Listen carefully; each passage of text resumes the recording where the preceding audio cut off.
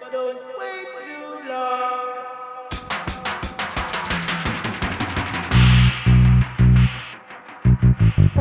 Action. Greetings and welcome to another Afro-Asiatic Real Talk Forum number 2. I'm Amaru. And who are you? Sterling Carroll. Peace, y'all. And I am a educator in Japan. Educator. I'm a writer and I educate as well. We're here to discuss things on the ground from an Afro-Asiatic Black perspective. Some of the things we're going to talk about are things you know about, maybe from an international or from wherever you're from. But I think us being in Japan, we have a slightly different take on some things. And we're going to talk about just things on the ground here in Japan. So before we get too deep, Sterling, how are you, man? What's going on? I'm doing good, brother. I'm just, out here getting my personal work done because the whole Corona thing has shut so much business down. Not as bad as I hear in the States, though. How about you? Same thing. Really, I think you said it. Oh, and by the way, we tried to do this video yesterday, but we had some technical difficulties. So this is take 2. So I'm kind of rehashing some of the things you said. Just using this time and trying to get, getting certain things together, time that I normally wouldn't have. But also, I think it's important for people during this virus time to use any extra time you have to rest. You got to remember that fear is one of the main things, or stress is really weakens the immune system. So during this time, I just wrote my nephew about this today. How about you, Sterling? Are you doing anything special to keep your immune system strong, or to make sure you're at your best if this virus does come up around you? Other than the masks and, trying to keep it as clean as possible in the house, I kind of stick to the same regimen. I never really get off of that, but I'm not one to really get colds. So like you said, other than the fear, stay off the trains, maybe, Oh, yeah. Japan has a lot of trains, so I try to ride as few trains as possible, yeah. Okay. Good chance to get on that bicycle or get some walking in, suck up some of that sunshine, Oh, yeah. Yeah, for me, I think always 2 of the important things to do, I think to stay away from this, it's about increasing the strength of your immune system. So I think cleaning out is good. I've been drinking, or I always drink. I drink senna herb tea. I should bring it over here. I can show it to you. But I have some herbal tea called Smooth Moves, and it has this senna in it. And you drink that senna at night, and in the morning you're releasing, and putting good probiotics inside, and as well as vitamin C. I've been taking vitamin C, 1,000 milligrams, and I also take echinacea herb supplements. So I was doing that before this Corona stuff hit, and I noticed that whenever I feel kazegimi, I feel just the onset of a cold symptoms, sniffling, chills, cold symptoms. Any kind of fever, anything like that. You take a couple of those 1,000 milligrams. Like I'll take 1 every day, but if I feel something coming on, I'll take 3. And usually the next day I'll still feel it, but by the end of that day, it's gone, and I won't remember when it stopped. I'll be like, wow, And then if I get a good night's sleep, that thing is not even in my rear view mirror anymore. So get some rest, drink a lot of water, vitamin C, echinacea, zinc, or something that's going to boost your immune system. And cleaning out, you got to clean out, folks. Always, yeah. Your boy brother Panic, shout out to him. There's a brother named Brother Panic. There's a couple shows that we watch that we advise black people here in Japan to check out if you're not on them. And one of them is, I don't know, this guy is deep. If you're into the occult, if you're into Christianity and you don't, then this isn't for you.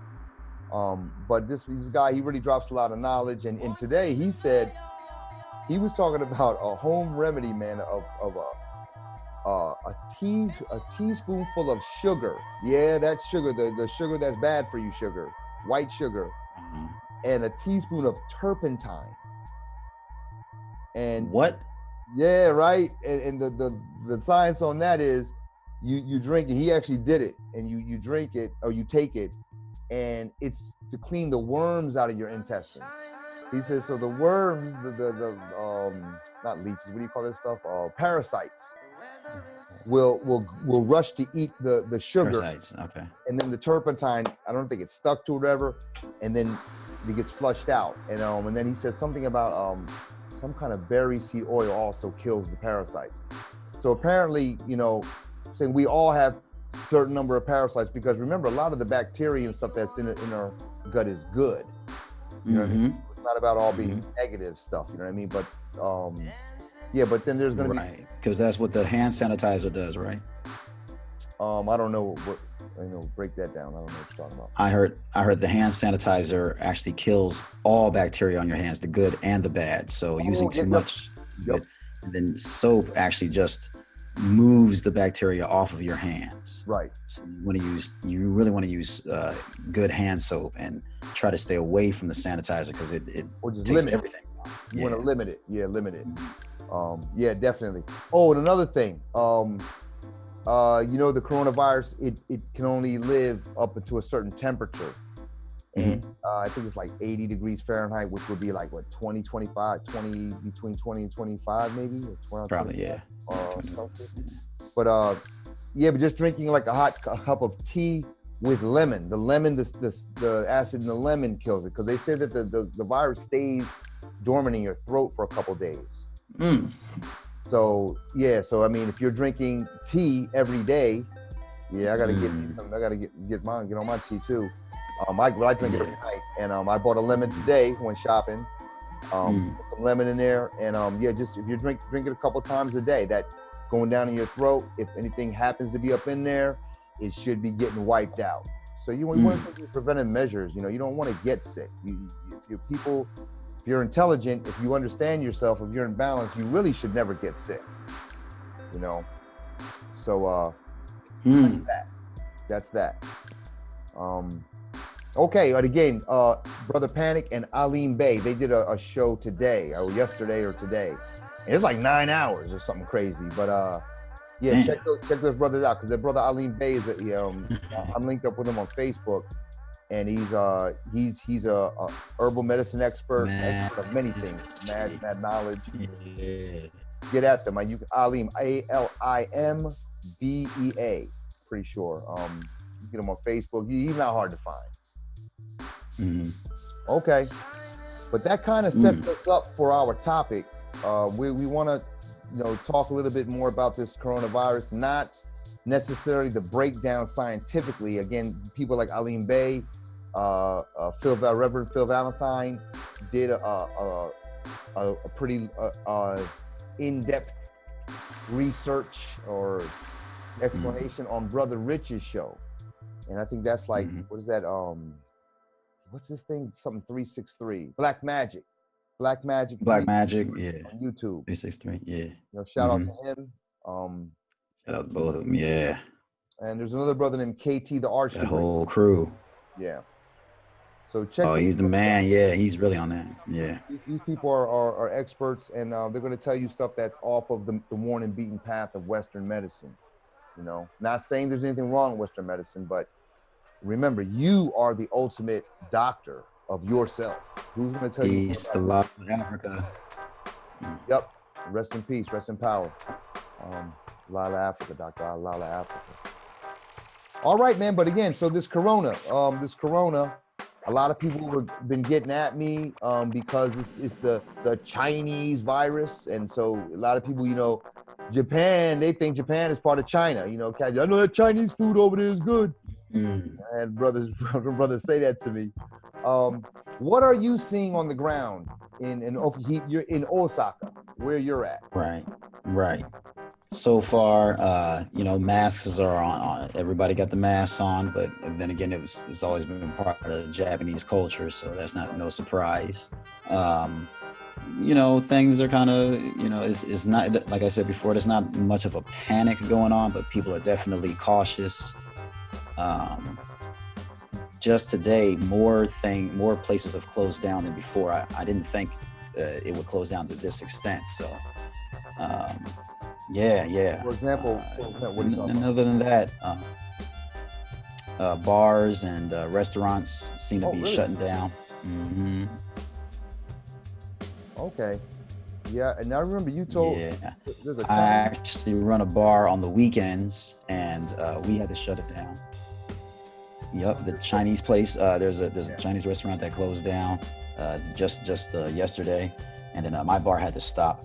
And I forgot the name of it now, but it seems to be the kanji going around. It's kind of like a Eigyo, Shuryo, or Eigo something like that.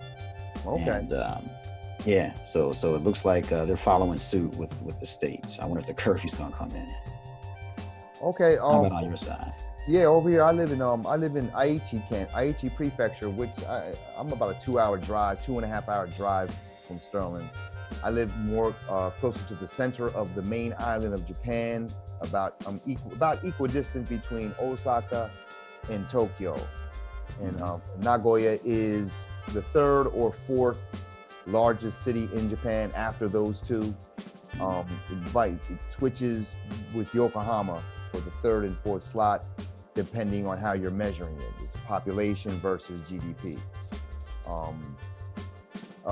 Over here, it's a little bit more conservative. And I think that people are kind of panicky. I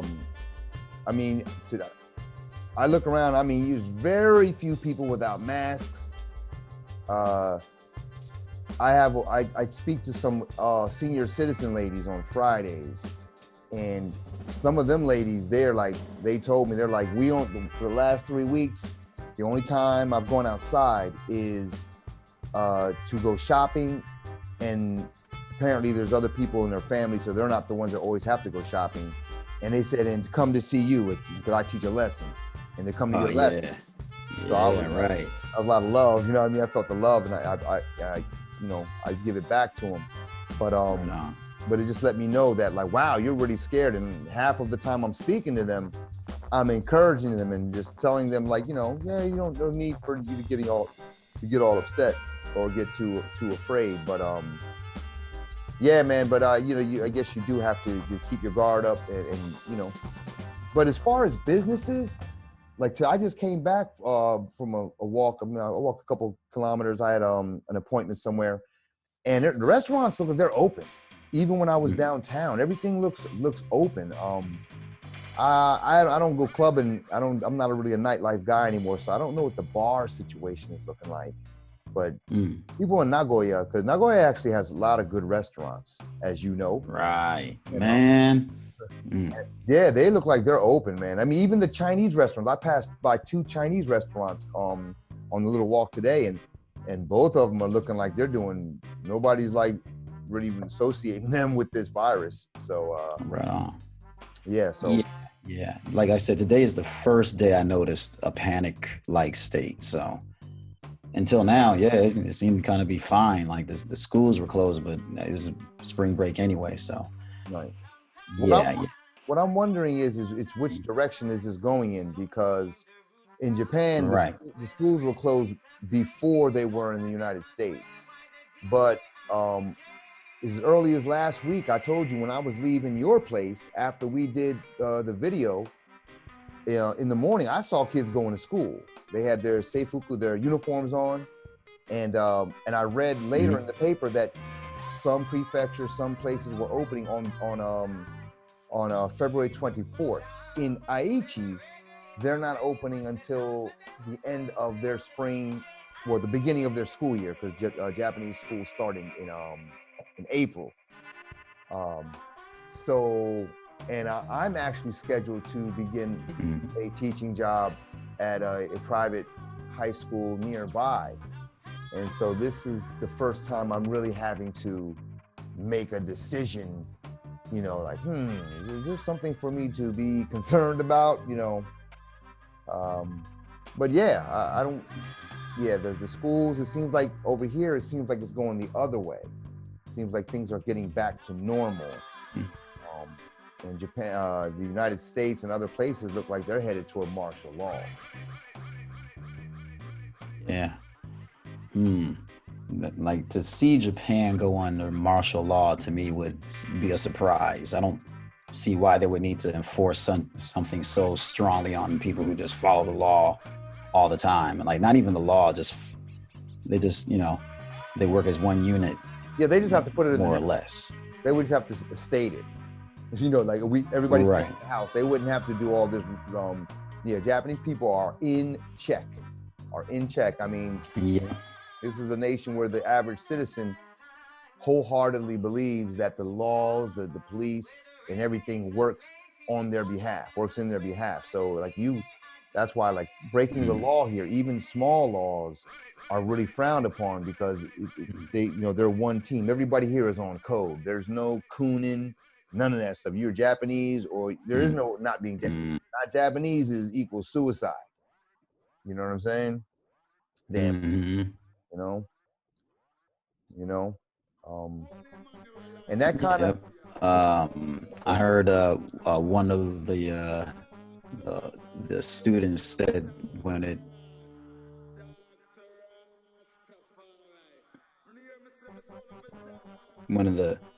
the students you hear me?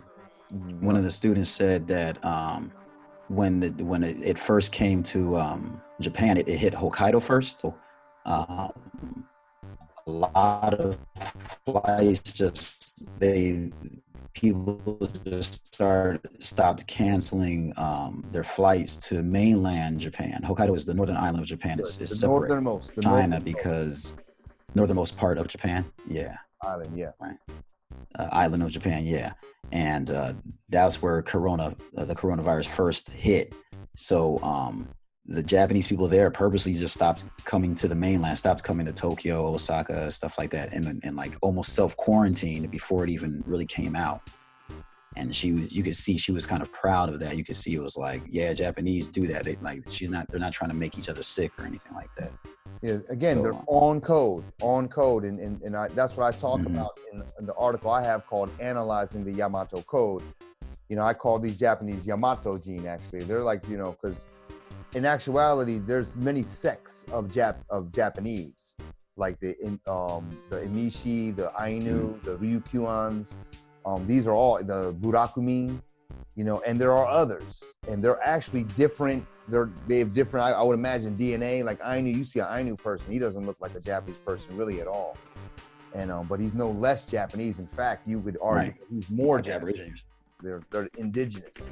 But the Yamato clan, you could say they're the ones that kicked everyone out, and they're the ones that run what we commonly know as Japanese today. But yeah, the Yamato Code, like another writer wrote, like after World War II, during the Reconstruction, when it was poor, desolate, everybody was suffering, that people would be on the street and nobody would complain. Everybody just sucked it, you know, held their own, you know what I mean? Yeah. And because to complain, like everybody thinks, I can't make it. But when you look over and see your comrade making it, your fellow Nihonjin or Japanese person, that lends you strength. So for you to say, oh, I can't do it, you have to be strong for them. If you can't be strong for yourself, you're strong for everyone else. And everybody just leans on each other. And that's the strength of Japan, in my opinion. You know? Okay. Well, let's open this up. Let's talk about this. Let's talk about this thing more. This coronavirus. Another thing that has been hatched during this is a topic that Jason Black, the brother from the Black Authority, that's another show that we recommend for you to check out. Yeah. You're Black, and shout out to Jason Black. Yeah, shout out to that brother.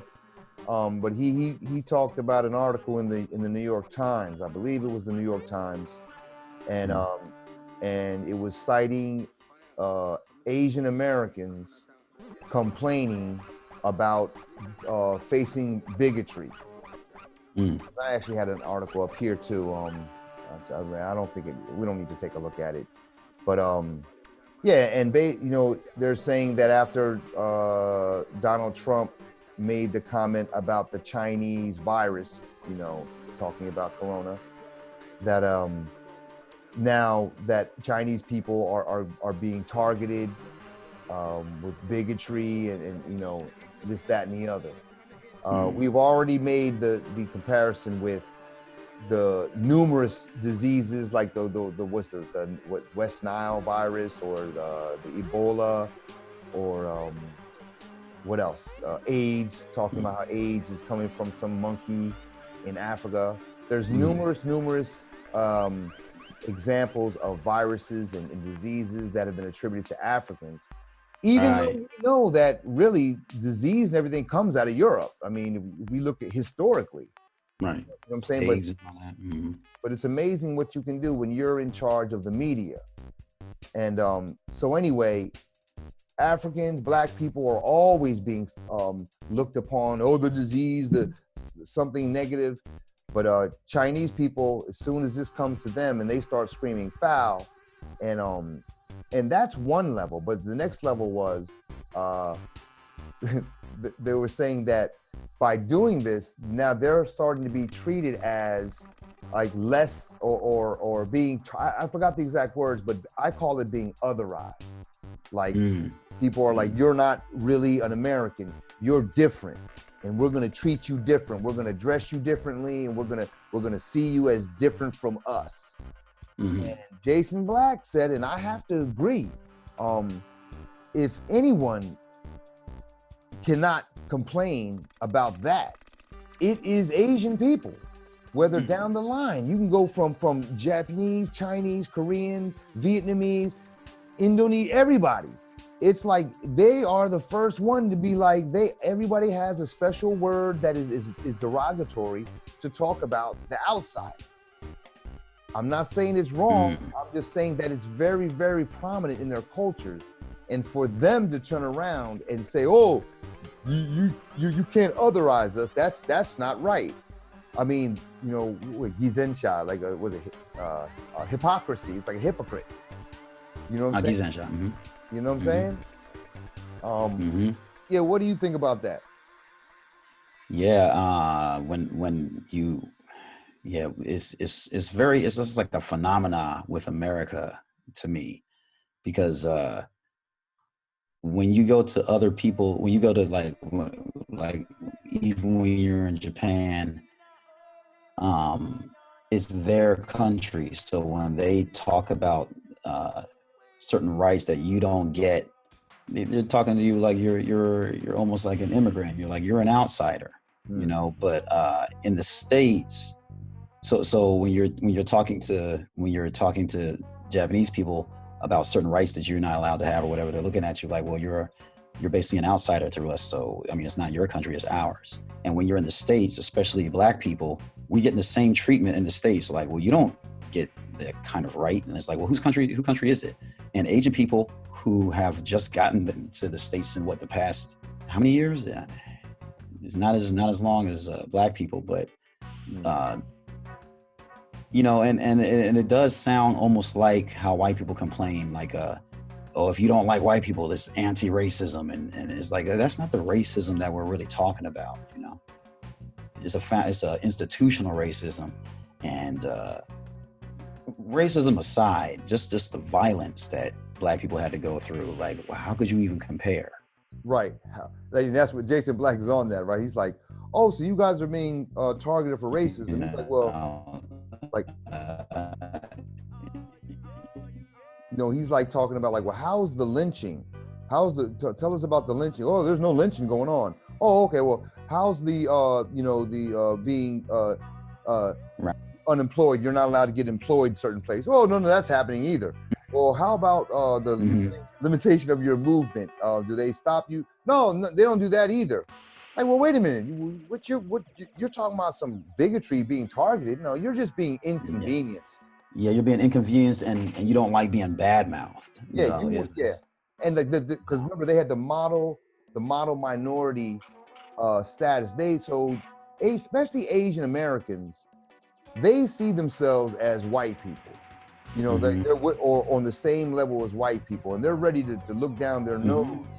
You know, and I'm not saying each and every person is like that, but I'm talking about that is what they're being taught. That's the overall feeling or that's permeating from them. You know what I'm saying?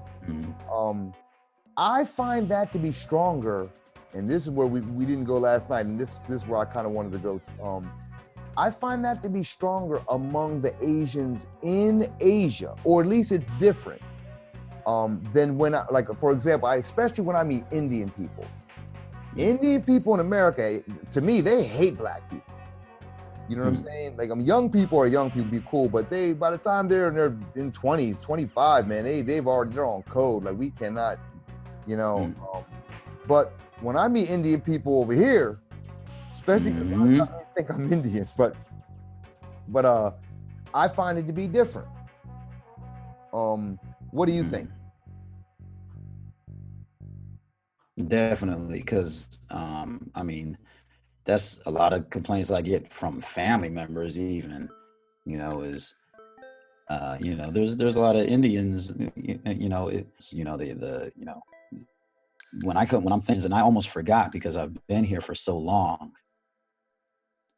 That I was like, Indians to me are some of the friendliest people. I'm like, oh yeah, but we're not in the States. It's a completely different. I'm talking to Indian people and Japanese over here. Right. Yeah, exactly. So, you know, it is definitely different. What about the relationship with black people and is a little off, but Africans in the States compared to here? Same thing. I think a lot of the brothers I meet in the States, they're like totally they have this thing, and they're already like, we don't like you. In fact, I'm trying to think. I don't really remember getting down with any brothers from the continent in the U.S. I mean, I met some people like in in NY. You're gonna meet some folks like that, but I never hung around with no dudes. But over here, most of the dudes I meet are students. So while they're cool, a lot of them got that foreign coon energy. And I know one brother named Maori from Mozambique. Shout out to him. I talked about him in the last video.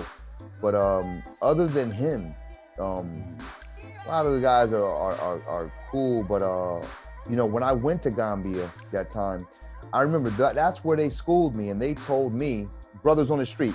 I went and met folks. So there's a Gambian woman here, who I got to know, and I went and visited her family over there.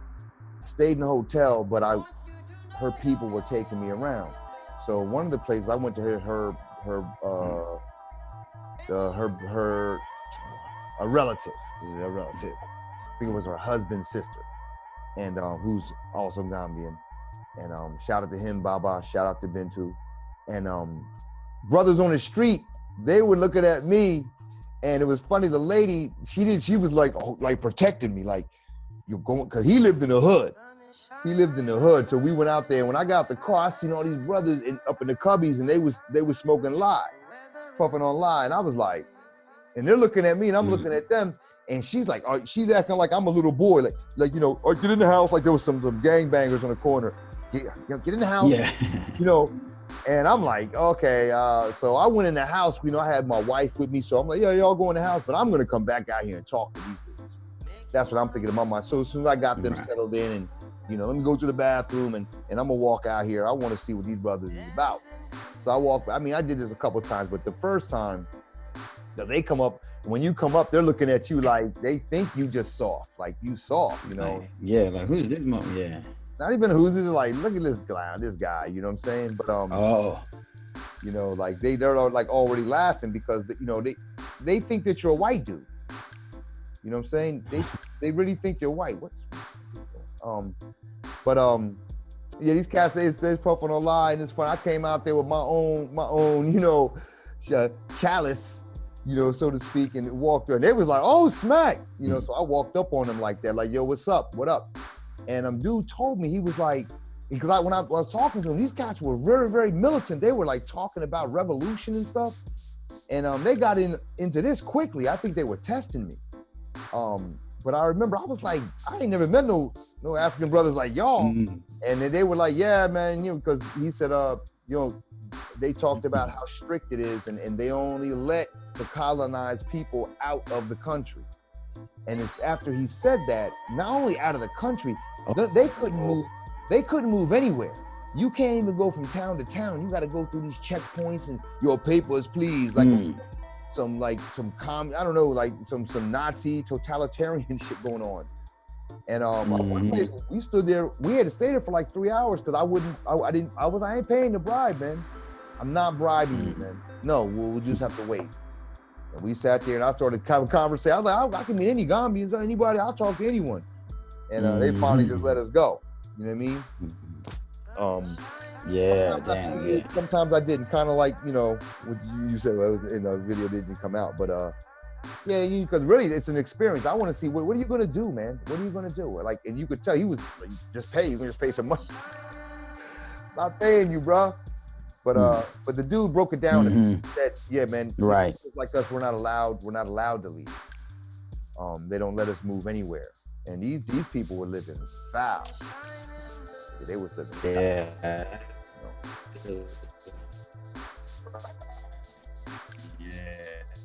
So you're breaking up. Yeah. Okay. All right. Yeah, that's how you got them passports. Yeah. They got them all them pictures in Starbucks, all them black people picking coffee beans. And you look it up and it's white people that own the companies, and they offer the people who actually own the coffee bean farms passports and shit like that. And you're allowed to leave the country and go to send your kid to college. Like, that's all they want. Get out of the country and shit. Yeah. And you get cats like that, you get. Yeah, but anyway. And even the students that come out, they're like the best in the whole state. Like they're number one, you know what I mean? And then they come over to Japan like that. Yeah. I mean, most of the cats who come to Japan are like that, man. Even from the States, you know. Yeah, these cats, like I said, we talked about that. They're just baited out, man. You know, these cats are trauma victims. You know, I'm gonna still start calling them trauma victims because I think it has a different sentiment. You know, people, you know, you're a victim, my brother. You're a victim. You know what I'm saying? We're trying to come at you, like, you know, like recognize you know, because like I said, we're all victims to a degree. We're all victims to a degree. You know, it's just like some people are gonna turn and you know, it's like, you know, my name is Tak and I'm an alcoholic. You know, it's that same thing. You know, you have to. That's the first step. If you're going to solve it, you can't just like sweep it under the rug and think it's going to go away. You know what I'm saying? Let me just keep, you know, you have to face the trauma that you experienced and overcome it. And there are those who can and do, and there are many who don't. And the ones who don't, especially in Japan, come over as the token and take that foreigner treatment as like the best thing ever. Right. Yeah, because it's better than getting beat down on. People are cool, at least for a second. They might not get any lasting relationships, but they'll keep on doing that same old foreigner Gaijin thing experience over and over again. So we're talking about this term called Gaijin. And if you're familiar with Japanese culture, you know what we're talking about. However, Jason Black actually used this term when he was talking about how every Asian country has its form of word for foreigner or alien, and they put you, they label, they call you that like on the regular. I believe in Mandarin it's Guaylo, Spanish, Latin America, Gringo, right? Tubob, when I was in Gambia, Tubob, They were trying to call me two-ball, and we went back and forth because as soon as I was like, hey, don't call me that, and they were trying to laugh it off and say, nah, it just means homeboy. It just means, oh, okay, that's what it means. So I started calling them that. Yo, two-ball, Yeah. two-ball. And they were like, it's funny, they're trying to steer me like, nah, you don't really want to call me. No. Oh, because they're trying to tell you it means something good. Right. Or yeah, there's no little bit, and isn't that what like Japanese will say, Gaijin-san. Gaijin-san. Yeah. Like it's like, what's wrong with that? Yeah. Mr. Alien, Mr. Barbarian. Hey, Mr. Barbarian. So it's if you go along with it, and like it is funny, and there's a number of ways to catch him on that. Like I said, just what I did with this with the two-ball thing. I've had people. How do you do it in Japan? Well, you know what? Before we go into that, because I'm gonna end up saying some of that for later. Article. Take a look at this article. We're gonna go in on the difference between gaijin and the word gaikokujin. I used to have arguments with people for years that kept on saying, there's nothing wrong with saying gaijin. There's nothing wrong with it. And I'm like, okay, well, why is the word gaikokujin then? Gaikokujin means foreigner, right? And they were trying to tell me that gaijin means foreigner. And I've proved this 1,000 ways, but this is all. Let me share my screen. Here's an article, and hopefully it doesn't get too janky, the internet connection here. This is a lady, a journalist named, what's her name? Yumi Nakata, I believe. Hold up. Okay. How do I share? I forgot. Here it is. All right. Where is it? Uh-oh. Is it on here? Oh, here it is. All right. You see it? It is coming up. Yes. Okay, so this is an article by me. This one. I have two blogs. One is called the Nippon series. That's what this one is. Here it's called Japan series. It used to be called Japan series. So it's the 3rd edition. So I wrote this a couple years ago, maybe like as far back as 2015, 2016, actually. You can read this particular blog is about kind of what we're doing tonight. We're talking about things on the ground here in Japan. So all the topics are going to be about Japan from a melanin-rich Afro-Asiatic perspective. Okay. This one is called Are You a Gaijin? Because foreigners who come here readily call themselves Gaijin. And according to what I've learned, white people call themselves Gaijin. Whatever, they can call them whatever they want. But for people of color, or other Asians, anyone of color, I'm saying historically, from everything that I've researched, that we were not called Gaijin. Okay, so you can see this is a picture, attention, and this is just to show you here in Japan. A lot of times Japanese will definitely put you in your place in terms of you ain't down with us. There is a divide. So if anything crisis ever occur, they're gonna, put you on your side. Okay. So you can see here, so are you a gaijin? You can see I say no, never was, could be, or would be. Okay. This lady, Yumi Nakata, shout out to her. She's a journalist and she kind of writes on some of the same topics that I do in this blog, from her perspective. Who is she? She is a Japanese a woman who was born in Japan and she grew up in the States. I don't remember what age she moved, but she clearly is, has one foot in both cultures, not unlike us. Okay, well these are her words, okay? And you says gaijin, the word consists of 2 kanji, meaning guy and person. So the first one is guy, and the second one is jin or nin, is person. So it literally means outsider. Okay. Then there's gaikokujin. Now I have a book called Gaikokujin-the Story, and I talk about this on the back of my book, where I replace this character in the middle that you can see is called country, koku for country. The first and the third one are the same. Guy and Jean, right? Okay.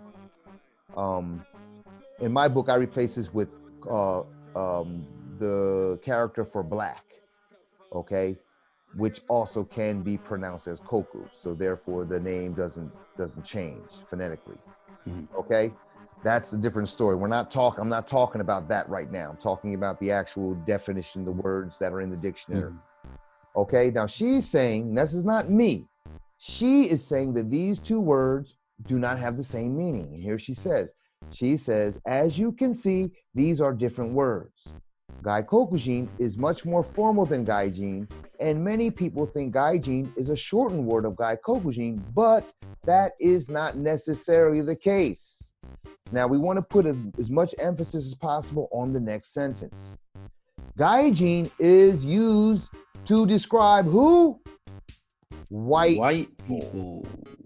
Or Westerners, which really is just white people or people of color who have adopted white people's standards, practices, religions, norms, morals, values.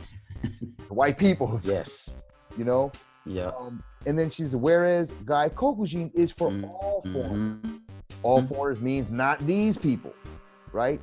Including other Asian nationals. Okay. All right, so I hope that is clear enough. And again, I want to emphasize, which is very true. I don't know this lady. I've never met her. So these are her words. So we have this. We understand the same thing. Both of us are of Japanese descent. Maybe that's the cutoff. I don't know. But I've been saying this to people for decades now, and it's funny. Only people who will fight me on it are black people. Black people are never, don't want to hear this, or they'll just blow it off. Right. So what is the big difference? Probably because it's been called it so many times. Okay, say that again. You were kind of breaking up. Can you say that again? I said. Probably because they've gotten so accepting of it. Yeah. Yeah, I said they probably deny it so much because they're so used to accepting it. Okay, yeah, they're used to accepting it. That is definitely true. But to take it one step. You hear me? Yeah, you're going in and out right there. But you got the statement out. But to take it one step further, I believe that a lot of these black people that come here, especially because again, these aren't the strongest black people in many cases. These are a lot of betas amongst the group, man. Not all of you. If it's not you, then I'm not talking about you. If you feel insulted right now, then I'm talking about you. You know what I'm saying? It's as simple as that. The shoe fits. Yeah, we can't keep on trying to listen, you're gonna have to stand up and be strong here. We're in a crisis, okay? If you really, really want to just take a look at it, I really believe that a lot of these black people, they're so baited out that all they can see is, I'm being called Gaijin, white people are being called Gaijin, I'm on the same level as white people. And that's all they ever wanted in this life. That's all they ever wanted. You know? And even though they're not getting it the way that it was implanted, they're thinking in their home countries, even if it comes here, because you got to face it, a lot of the white dudes that come here, these cats are betas too. There's a video on YouTube about that. Come on, you a white boy, you come over, you live in countries where everything is for you. And you know what I'm saying? You got the finest white women there. You have all of the playthings that you want to do. And I mean, there's some people who are into anime or they're into certain things, and everyone's an individual. But let's just face it, a lot of these dudes can't hack it. They can't ball with real white dudes. And you take a look, they looking a little wrinkled in their suits. You know what I'm saying? Let's just be honest. You know, just keep it. Yeah. 100. But yeah, so I think that it's a step up for a lot of these dudes to be called Gaijin, and they think this is the best it can be. So I come along and I say this, why are you accepting this? They can't even understand me, even after I explain it. That cognitive dissonance, even if they hear me, it just doesn't, Any comments about that?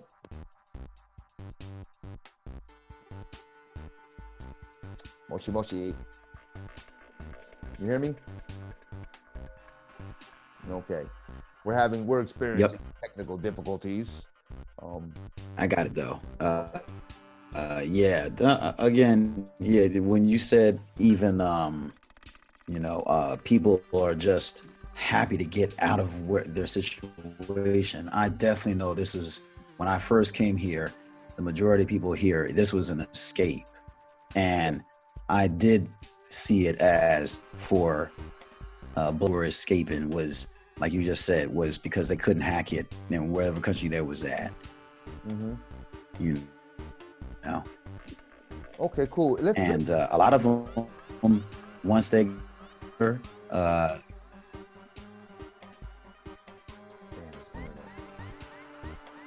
hear me? You're not hearing me. Okay. A lot of them would say, I'm ready to go back home after like being here 10 years. I'd be like, what are you going to do when you go back? Like, you've been here for 10 years. Like, I'm going to go into medical school, or I'm going to do this. And I'm like, how can you have the ability to do that unless you were already wealthy from the gate? You waited 10 years. You're like almost 30 now. And now you decide to just jump into medical school. Like, well, my parents are doctors. So, I'm like, yeah, that's, no offense to people like, but it's just, you came over here to just get away from it as of like a vacation or something. Yep. It's a different situation. And when Japanese say gaijin, also, by the way, when they do mean white people. Even when they talk to me, it does have more of a like American people or Western feel, because so many black people do act like white people now, but they don't mean Chinese. I never heard Japanese refer to Chinese or Koreans as gaijin. Right. So it basically means white. And if you think about it, like when I was in West Africa and they're talking about two-bulb, because they're saying even black people, you have adopted the white man's ways, your religion, your culture, your food. And I posted on Facebook one time, what is the difference between you and a white man? People will get mad if you say something like that to them. You're a white boy, right? And you're like, yo, what's the difference between you? Besides, if we couldn't see you, what's the difference? Half of the dudes, they talk like this. They've been around white guys so long that now they talk like this. I could talk like this all the time. It would be kind of hard. But if I talk like this, if I just kept practicing, and if you didn't know, you would just think that I talk like this. Like I gotta, come on, son. This is trauma. These people are victims of trauma.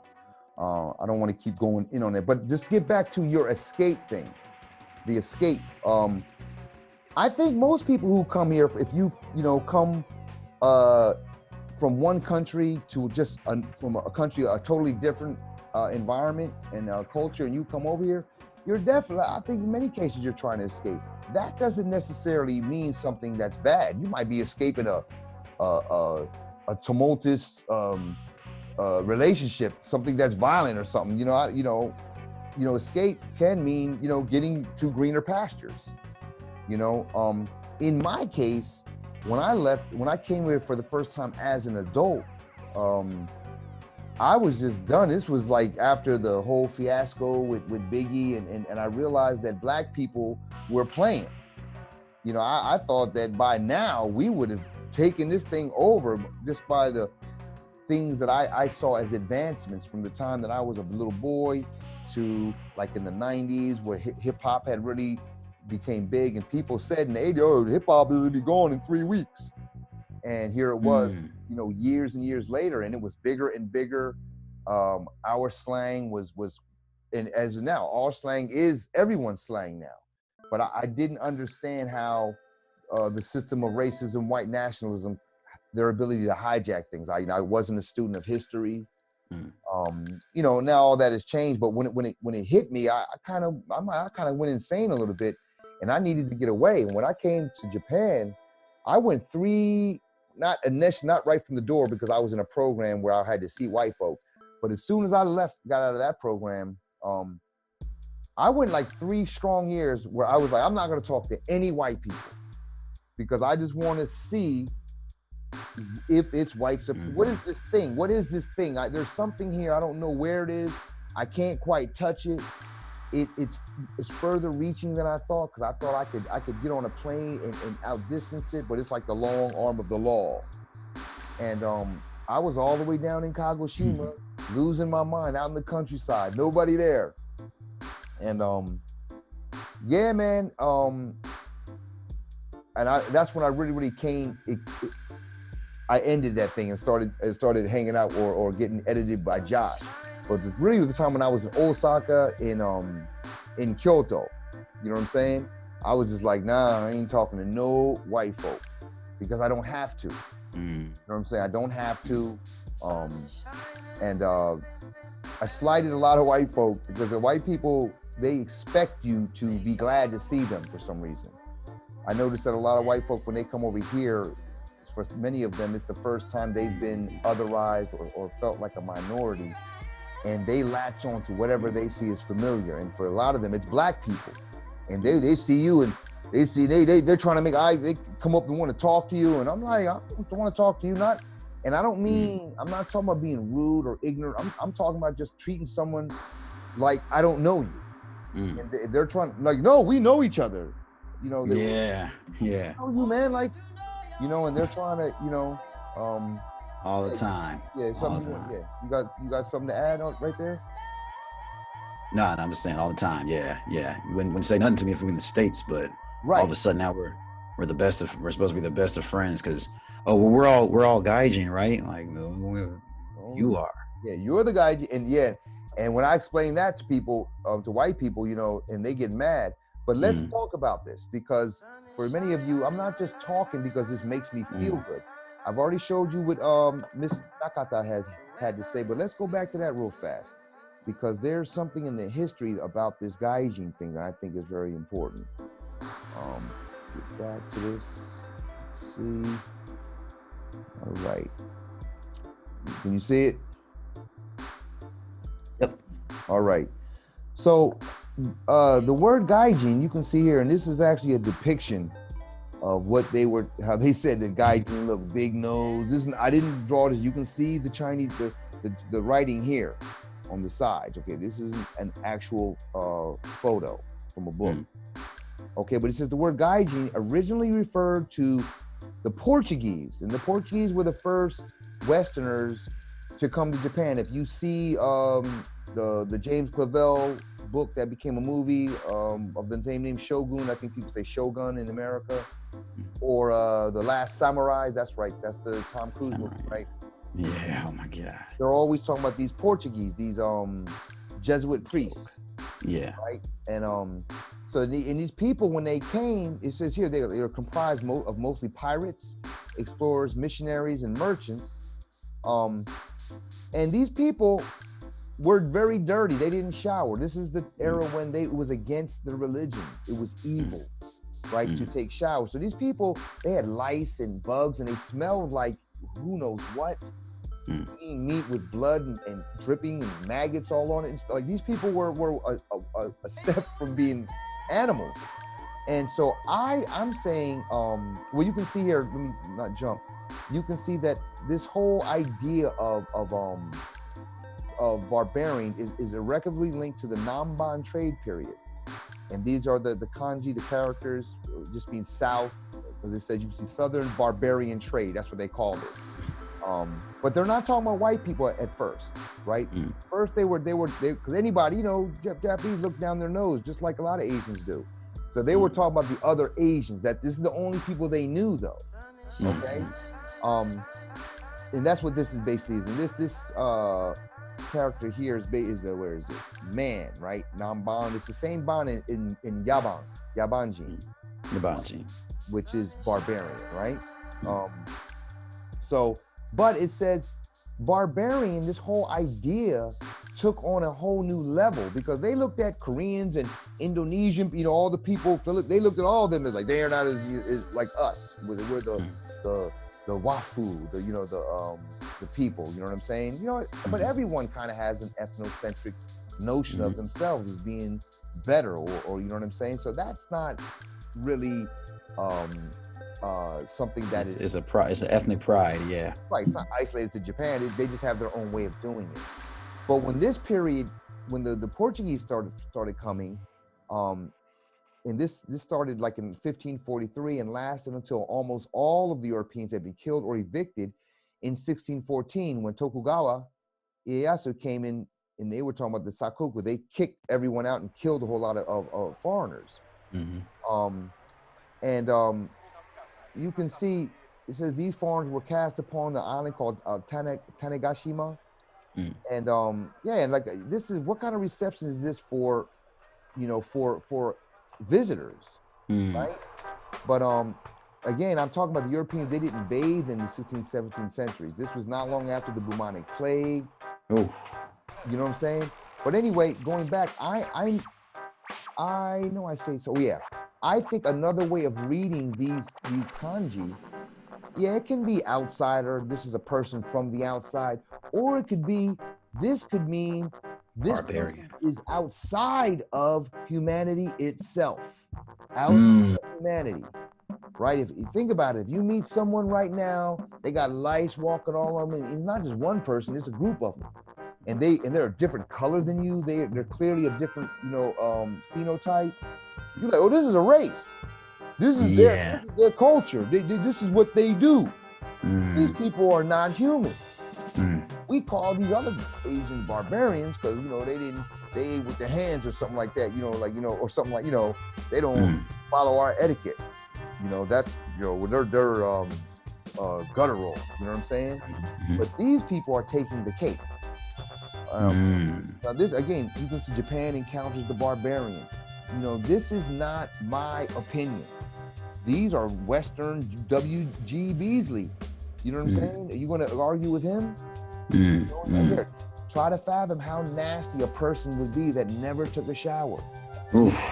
Lice, rashes, disease, just stank ass. You know what I'm saying? So when people say gaijin, from the door, that's the only definition I've ever known. That's one of the few things my mother did teach me. So I was shocked that people were like just calling themselves gaijin, just like I'm shocked that people with Japanese descent take on the name half or hafu or any of that. Yeah, well, I can take that bullshit. Yeah, again, we're gonna talk about that in another video. But staying on this, I say this to white people, but I don't really say it to white people so much. I say it to black people, and they fight me on this stuff. But then a lot of times I tell them, I say one of the things as a teacher, I always insisted upon was to when in Rome, do as Romans do. And I'm like, no. You're not gonna call me by my first name. That's how you treat a child. Hey, Billy, sit down. No, you speak to another man you don't know. You address him as Mr. Such and his last name or Sir. And it's the same custom in Japan. But when they refer to foreigners, they want to call you Billy Sensei. If you're a teacher, hey, Billy Sensei. Instead of Smith Sensei or whatever your surname is. Right. And for some reason, foreigners come here, they don't seem to notice it. And I say it, and when I say it to white people, especially, you can see the wheels spin. They're like, the light turns on their head. And then they get around, or it's just, I don't know. What do you think about that? I think, definitely. A lot of people who come over here are betas, nerds, geeks, whatever. You coming over here, Japanophiles, people who are in love and enamored with Japan. So you get hit with a whole lot of, exoticism.